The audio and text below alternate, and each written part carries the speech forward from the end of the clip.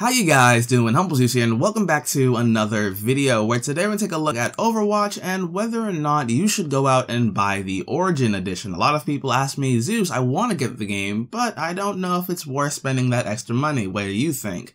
So today I'm going to look at what the Origin Edition has to offer and see if it's worth spending that extra money. So obviously I'm talking about the PC version because it's about the same, I believe, on console. I believe that the Origin Edition on console still costs $60, but on PC you can get the normal game for $40 and then upgrade to the Origins Edition if you want for $60. So it's like, what do you choose? Do you go with the basic game or do you get all the extra bonuses that comes with paying $20 more? We're going to find out whether or not that's worth it.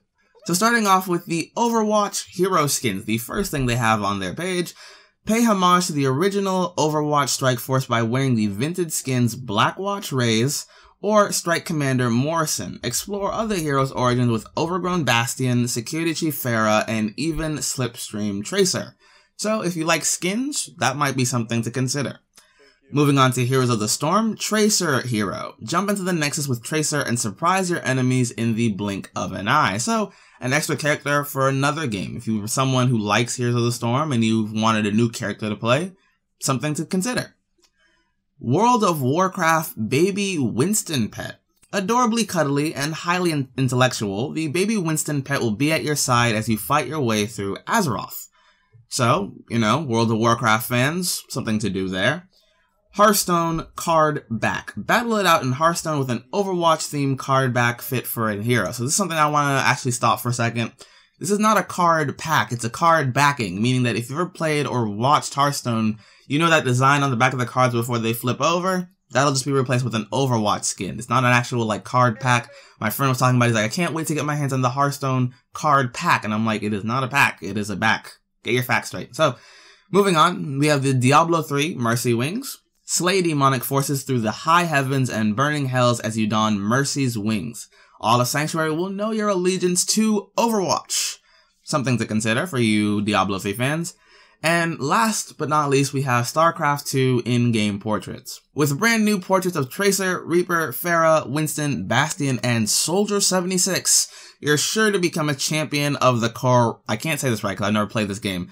Korpulu sector. I hope I said that right. Don't kill me if I butchered that. So, that's what you're getting for your extra $20. So now let's look at whether or not this is worth that extra money.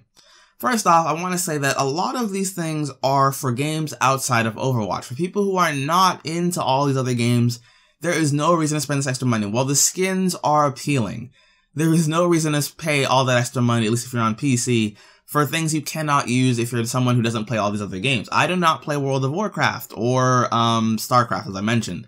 So I can't say I really am invested in those things because I don't play those games. And if you're someone who doesn't play any of these games or a majority of them, you might not find a lot of value here. So the skins are fine because you're going to end up buying skins while you play anyway. If you get really into Overwatch and you want skins, you'll go out and get them. So more skins is not a bad thing.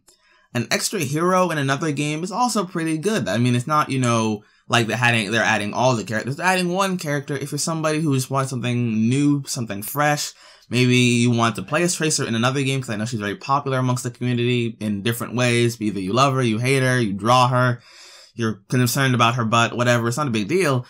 If you want to play her, you can. That's an option to you now. The World of Warcraft Pet, I don't understand this because World of Warcraft has been around for such a long time that I think anybody who wants a pet has a pet. If they wanted it, they got one. And I don't think it really makes sense to go out and pay us money for one pet. And, with all the other pets I've seen, there are some really creative ones. And I don't know why you'd go for the little gorilla with glasses. I mean, yes, if you're someone who's like, Overwatch is my new love, then maybe, but it doesn't seem like it's worth it. Moving into the Hearthstone thing. Like I said, when I was going over it, this is not a pack, it's a back. I don't see the point in it. Like, if you're someone who plays Hearthstone all the time religiously and you also intend to play Overwatch all the time religiously, then maybe it's something worth it. But it again, has no effect on the actual gameplay in either game, and it's not even in one of the other games, so what does it matter? Why spend the money there? Seems kind of pointless.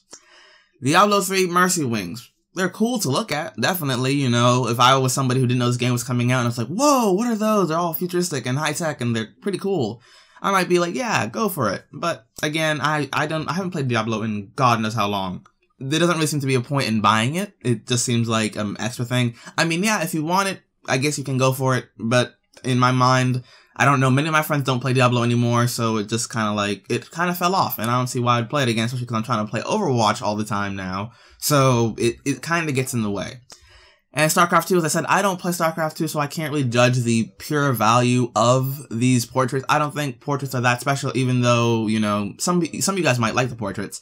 And the fact that they don't include all the characters, just a set few of them, seems like it's kind of, what's the point? Like, why not just make them for everybody? It doesn't seem like it's that hard. You have the pictures there, just make them. But, again, not gonna go too into that. So now, is it worth the $60? No, not to me. Personally, not to me. If you're someone who plays all these games all the time, then totally, go for it. But for someone like me, who I haven't really touched most of these games in a long time, or don't even play them at all, there's no value there for me. There's nothing saying I need to go out and spend this money. So that's what I want to share with you guys. I want to kind of look over it and say, there's some cool things here, and if you're a really diehard Blizzard fan, go for it. If not, don't bother, you know, if you're on PC, don't bother with it.